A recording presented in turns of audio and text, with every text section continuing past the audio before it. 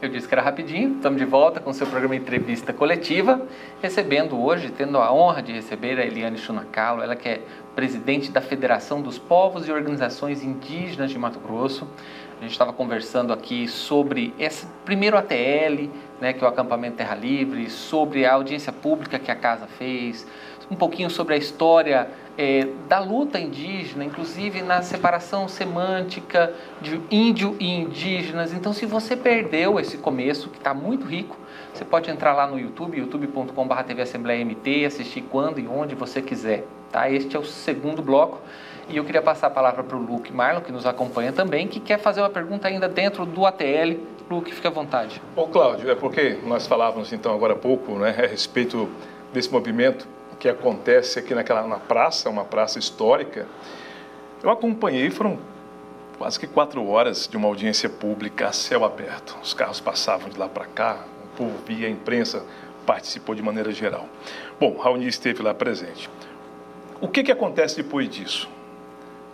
O objetivo foi alcançado, sai uma carta de intenção. O que vai ser o próximo passo? Sim, já demos início ao próximo passo, né? A gente teve audiência e da ATL saiu uma carta final com as demandas e com as nossas considerações. Essa carta ela já foi entregue para o governador Mauro Mendes na sexta-feira, né? Raoni esteve quinta-feira com ele, conversou e na sexta nós estivemos entregando a carta com as demandas, com todas as nossas demandas, mas especialmente com a de competência a nível estadual. E agora nós estamos indo, semana que vem, para a ATL em Brasília. Essa mesma carta vai ser encaminhada para os poderes instituídos de lá. Que é naquilo que cabe à competência federal. Exatamente, né? Questão de demarcação de território, questão de empreendimentos que envolvam o DENIT, né? Questão de várias demandas que nós tivemos, que nós sabemos que são competência do governo federal, e essa mesma carta será entregue lá. Nós já estamos numa articulação de entrega dessa carta, porque o acampamento Terra Livre Mato Grosso é uma preparação para que a gente some aos parentes que irão para Brasília. Provavelmente de 10 mil indígenas estarão lá, e nós iremos com uma delegação de aproximadamente 400 a 500 pessoas aqui estado de Mato Grosso, e faremos essa participação, porque... Isso será entre 24 de abril e 28 de abril, né? Sim, próxima semana nós estaremos lá com o nosso urucum e seremos muito bem representados, né? E participaremos de toda a programação lá, e quando terá o momento de entrega de documentos, nós faremos isso, e depois a própria FEPOINT vai monitorar os resultados concretos das audiências, das demandas. Sim. Eliane, esse movimento todo que acontece, chega a Brasília, temos um guarda-chuva federal. Com esse novo ministério que foi criado agora nessa gestão federal, isso tem fortalecido mais essas causas que a gente tem falado aqui hoje? Sim, eu acredito que o Ministério dos Povos Indígenas é um marco. É o reconhecimento do Estado em relação aos povos indígenas. É necessário ter um órgão com esse nível, né, e igualar os outros, para que a gente possa discutir políticas públicas a nível de governo federal, mas também com uma articulação muito forte a nível de estados, né, porque nós somos 305 povos no Brasil. Só aqui em Mato Grosso é 43 povos, e quando a gente fala de povos indígenas, não tem como não falar dos biomas que nós fazemos a proteção, né? São os grandes guardiões. Exatamente. Então, assim, não tem como de colocar na mesa dessa discussão proteção à Amazônia, ao Cerrado, ao Pantanal, falar de sustentabilidade, falar de economia indígena. Não tem como da gente tocar em assuntos talvez espinhosos para nós mesmos, né? Que talvez ainda não tenha um consenso, porque nós somos diversos. Para ter consenso é muita conversa, muito diálogo, muita negociação entre a gente. É da mesma forma que os não indígenas também devem fazer isso aqui na casa, a gente também faz. Então, a gente está, assim, com muita esperança que o Ministério dos Povos Indígenas realmente tenha apoio do governo com orçamento na pasta, né? Que realmente seja construída políticas públicas para quem está na base, protegendo esses biomas que têm consequências aqui. né? Eliane, é muito interessante a gente pensar nisso, quer dizer, porque quando a gente olha para o cidadão comum, o que a gente vê é toda uma história, né, arraigada muitas vezes em preconceitos, e de olhar para o povo indígena e acreditar que é um só, né? Então a gente tem hoje na Organização Internacional do Trabalho a Convenção 69 que estipula o protocolo de consulta. Então o protocolo de consulta é difícil às vezes para um não indígena entender, né? Como assim protocolo de consulta, né? Não é só perguntar e eles respondem, né? E aí a gente tem que explicar um pouquinho, quer dizer, cada casa funciona de um jeito, Sim. né? Na minha casa manda minha mulher, né? Ela falou, tudo bem, eu concordo com ela. Na minha mas também. na sua também. Bom, isso já está meio comum. Mas, enfim, existe um processo de tomada de decisão. A tomada de decisão ela é conjunta entre as pessoas. E os povos indígenas têm maneiras diferentes de tomar essa decisão. Às vezes, o cacique resolve, ponto. Às vezes, é preciso uma assembleia com os homens. Às vezes, é preciso uma assembleia com todos. Né? Então, este processo de consulta, eu queria que você falasse um pouquinho dele, porque ele deve ser livre, prévio e informado, né? Sob pena de que a obra não possa ser executada porque não foi feito o processo devido. Sim. Os protocolos de consulta ou a própria Convenção 69 da OIT é um direito nosso. E assim, como bem dito, nós somos diversos. E cada povo tem sua maneira de se expressar a sua decisão. E ele já tem sua forma de ser consultado, né, como foi bem explicado aqui. E precisa fazer essa consulta porque, de repente, você vai passar com uma estrada no meio do território. Já pensou se eu entro na sua casa e passo com uma estrada no meio do seu apartamento? O que acontece na região do Araguaia, na 322, aquele traçado, inclusive, Sim. né? Então, assim, ou então eu vou lá no cemitério e construo uma PCH. No cemitério, você ia gostar? Sua mãe, seus pais estarem ali? E o desrespeito a isso. Então, o protocolo de consulta ele é um processo. E a maioria dos povos, eles sabem como eles querem ser consultados. Já tem hoje, Eliane, assim, nós temos 43 povos. Quantos já tem? Você tem esse número mais ou menos? Eu não tenho esse número. Eu sei que a gente tem de 43 povos, o que eu posso falar com certeza, uns 15 povos já tem isso escrito. Nós temos protocolos orais, né? E nós estamos num processo não só de levantamento, mas de recursos para apoiar. O ISA auxilia, o ICV auxilia, Sim, algumas organizações sim. da sociedade têm procurado auxiliar nesse processo, Sim, né? de fazer esse protocolo, porque até para construir o próprio protocolo é um processo também. Porque quando a gente fala de protocolo de consulta, a gente não está falando de uma aldeia, a gente fala de todo o povo. Por exemplo, a gente tem o Xingu. Os Xingu são 16 povos, eles têm um protocolo de consulta. Então, eles têm a governança. Então, eles dizem como e quando eles devem ser. E não é somente em obras, é todas as questões que nos afetam diretamente. Ou indiretamente. Ou indiretamente. Então, não precisa o governador falar, mas eu falei com tal pessoa. Mas você falou com o povo? Teve um processo, né? Porque há processos que demoram 2 anos, 1 ano. Porque, assim, quando a gente fala livre, prévia, informada, nós precisamos entender o que está acontecendo. Numa linguagem fácil, numa linguagem que é perceptível. E, por muitas vezes, nós precisamos de ter tradutores. E esse processo não é respeitado no Brasil. Porque essas audiências que tem nos locais, eles não nos atendem. Porque, às vezes, o parente vai lá, ele entra calado e sai mudo, porque ele não entendeu o que está sendo dito, né? E aí, não sabe nem o que está em jogo.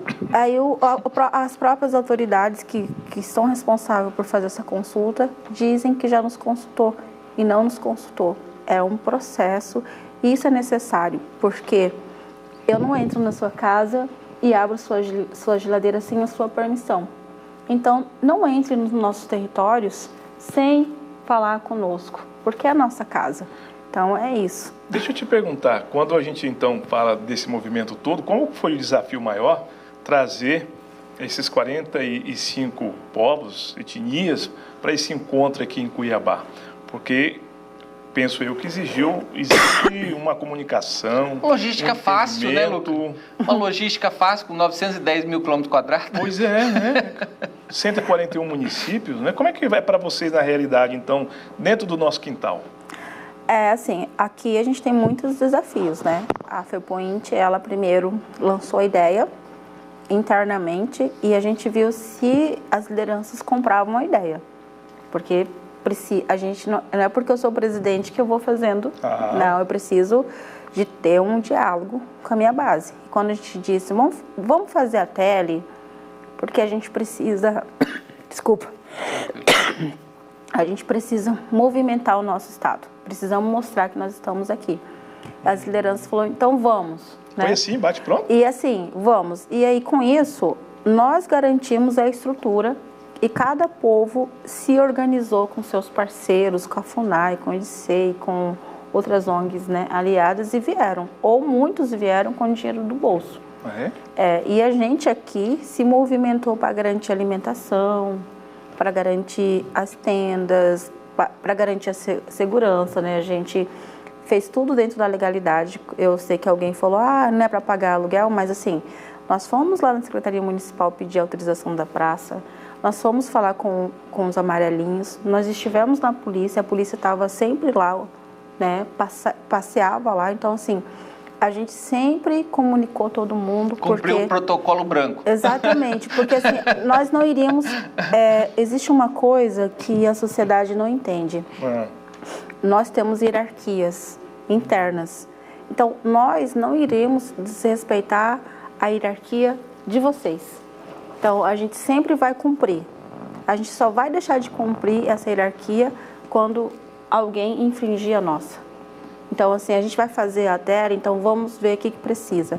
Então, a gente teve toda essa articulação e, assim, responderam o nosso chamado, estiveram aqui. Eu achei que não teria tanta gente, porque eu tinha pesadelos, né? Minha equipe sabe disso, de ter 10 pessoas. Mas, assim, todo mundo esteve aqui porque é uma luta por direitos, é uma luta por respeito, né? A palavra que reinou na nossa tele foi respeito. Respeito. Né? Então, assim, as pessoas que passaram lá, que nos xingaram, que nos mandaram trabalhar, nós estávamos trabalhando para defender os nossos direitos. Eu de vocês também, porque Cuiabá é território indígena. Então, vocês devem ter sangue de Bororo, de Chavante. O próprio nome, Cuiabá, né? Então, assim, vocês devem ter sangue aí, 2% da população, 2% da população brasileira tem sangue indígena. E aqui em Mato Grosso, isso sobe para 50%. Então, talvez você pode ter um cabelo cacheado, mas você tem meus traços. E você renegar a mim, você está renegando seus ancestrais. É isso. Eliane, a gente está assim num momento que a gente já falou que é singular, né? Hoje a gente pode, assim, vamos dizer, falar de uma bancada do COCAR, né? A gente pode falar da causa indígenas com outra visibilidade. Aliás, você foi candidata e é suplente, né? Candidata a deputada estadual, teve 3.446 votos. 4.346 votos. Então, é suplente na casa, sim, né? Esse processo de luta pelos seus direitos dentro da ótica, né, não indígena, vamos dizer assim, do advocacy, da política pública, vendo os parentes graduando, pós-graduando, fazendo doutorado. Realmente a gente vive um momento especial, né? Quando surgiu o desafio de a gente vir para a política, né? Primeiro, eu e Eliane não aceitei muito não, né? Porque eu tenho, assim como toda a sociedade, eu tenho algumas barreiras, né, com os políticos. Mas, assim, foi um pedido coletivo, né? O pedido começou lá no Araguaia. Araguaia? E depois veio para as mulheres, né? E a gente aceitou. E a escolha do partido também foi coletivo, né? A gente não escolheu, eu e Eliane escolhi. Foi um pedido e a gente vem para uma candidatura num momento muito de separação aqui no estado, né? A gente sofreu alguma violência política, sim, mas eu acredito que foi também a primeira vez que tem uma indígena que abre caminhos para outros indígenas para ocupar espaços, né, importantes. E esses 4.346 votos, eu agradeço muito, porque foram votos muito limpos, votos pela causa. E eu fiquei bem surpresa, né? Eu sempre falo que eu tenho muito pesadelos, né? Que eu sou uma pessoa um pouco insegura. Eu disse para minha família e para o meu povo, falei, gente, se tiver 5 votos, eu vou... Esganar um. Né? Assim, esganar um por um. Eu falei assim, tem que ter pelo menos 50 ali para garantir que pelo menos a minha família e meu povo votou. E eu fiquei muito surpresa com a adesão, mas assim, a gente não esperava a vitória, isso é fato, porque a gente quis aprender como que é esse processo. A gente está aprendendo, a gente não sabe muita coisa ainda, porque a gente acredita que é necessário ter um parlamentar aqui em Mato Grosso, mas é necessário que a gente amadureça isso também com nossos povos indígenas e com toda a sociedade. Pelo partido ficou na 5ª suplência? Fiquei na 5ª. Bom, a gente está vendo um movimento diferente na 20ª legislatura, não é? Sim. Que é esse movimento com os parlamentares dando oportunidade para que os colegas suplentes, que auxiliaram, inclusive, para que todos pudessem, dentro desse pacote, chegar na Assembleia, pudessem vir para cá. De repente, nós estamos iniciando um ano legislativo ainda. Quem sabe daqui a pouco, né? Sim. Qual é o partido, Eliane? PT.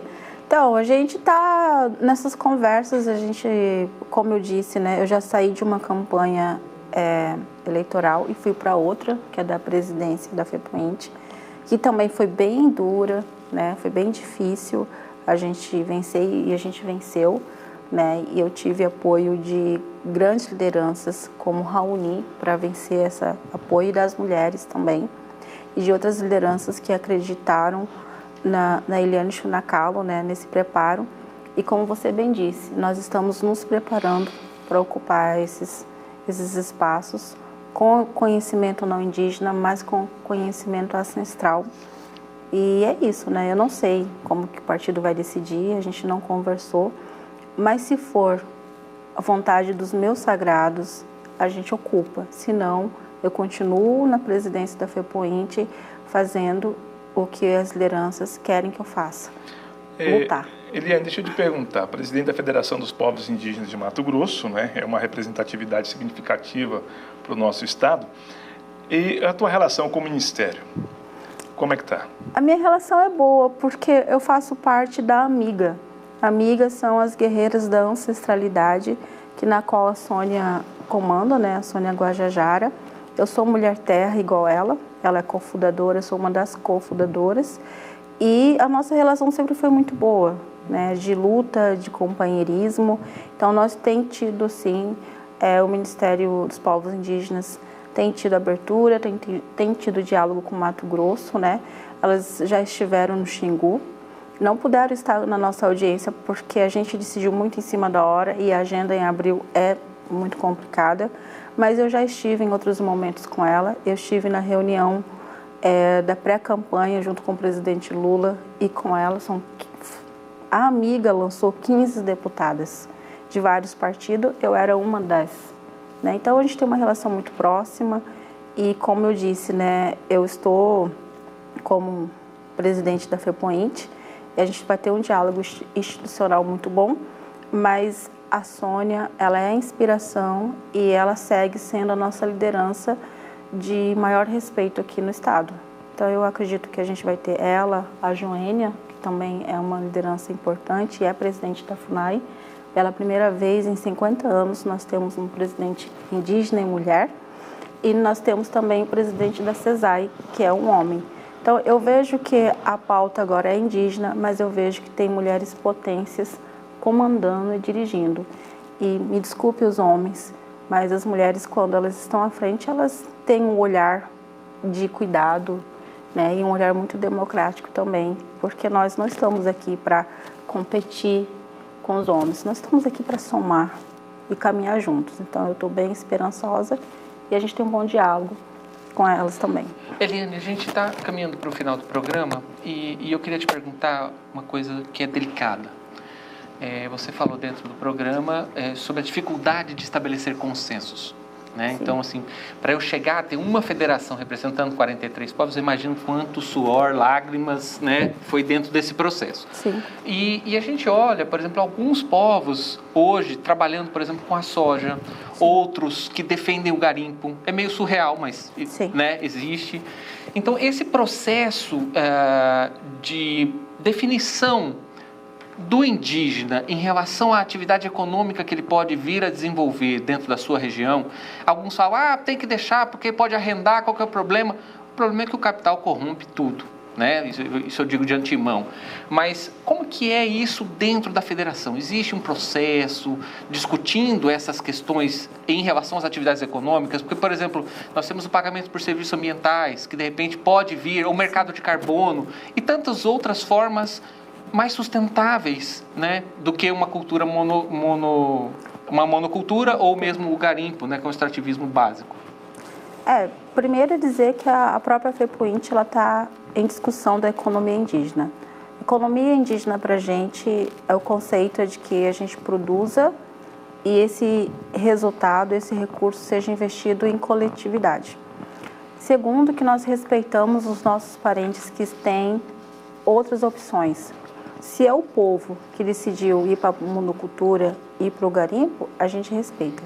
O que a gente discorda é que esse modelo único seja imposto para todos os povos indígenas, porque a grande maioria quer sim ter alternativas sustentáveis, né, e para isso a gente precisa de fomento do governo do estado, do governo federal, para que a gente possa ser investido nas cadeias que existem aqui no estado.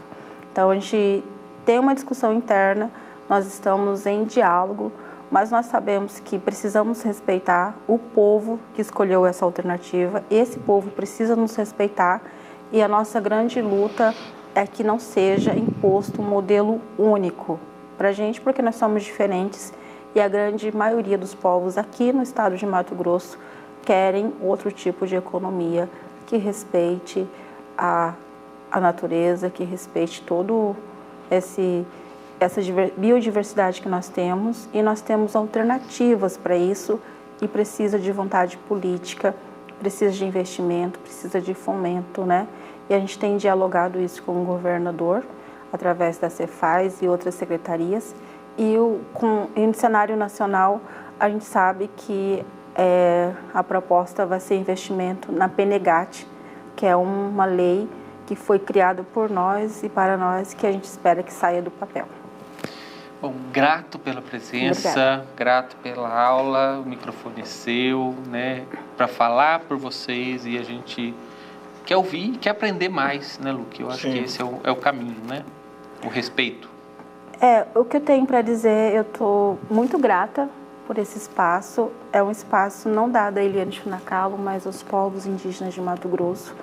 Eu agradeço muito a casa, o programa, nós estamos à disposição para distribuir, que a gente possa ter mais divulgação nas questões culturais, né? Nosso povo é lindo, é bonito, e a gente está até com uma Miss aí disputando Miss Beleza Mato Grosso, a gente espera que ela ganhe, né? Mas a gente quer que a sociedade nos conheça, venha nos conhecer, visite uma aldeia, tire tudo o que você sabe sobre nós não somos preguiçosos. A gente não come gente, a gente não mata criancinha. Pelo contrário, nós somos muito parecidos com vocês. Tem algumas diferenças. Então, venha nos conhecer e venha somar as nossas causas, porque a nossa luta também é por vocês que estão aqui na cidade. Pela água, pelo alimento, pelos animais e pelos sagrados. É isso. Muito obrigada. Aleice. Luque. Cláudio, obrigado pela oportunidade, grato também pela tua oportunidade, essa voz ecoando através da TV Assembleia Legislativa, chegando, e a gente, como um papel de TV pública, auxiliando nessa conscientização de termos, assim como nós abrimos o programa de hoje, né, Cláudio, explicando detalhes, que é assim mesmo, falando e graduando as memórias que vêm por aí. Obrigada. Bom, grato a você que sabe que a TV Assembleia é uma TV pública sem fins lucrativos. Você quer acompanhar um pouquinho mais a FEPOINT? @FEPOINT_oficial é a rede social. Lá você pode ouvir mais, conhecer mais essa riqueza extraordinária que é a cultura, que é a língua, que é tanto ensinamento, né? Que está presente na sua comida, que está presente nos seus hábitos e você nem sabe disso, nem desconfia. Tá? Esse programa você vê às 10h30 da noite, com reprise às 7 da manhã, também no YouTube, youtube.com/TV Assembleia MT. Fiquem com Deus e até a próxima.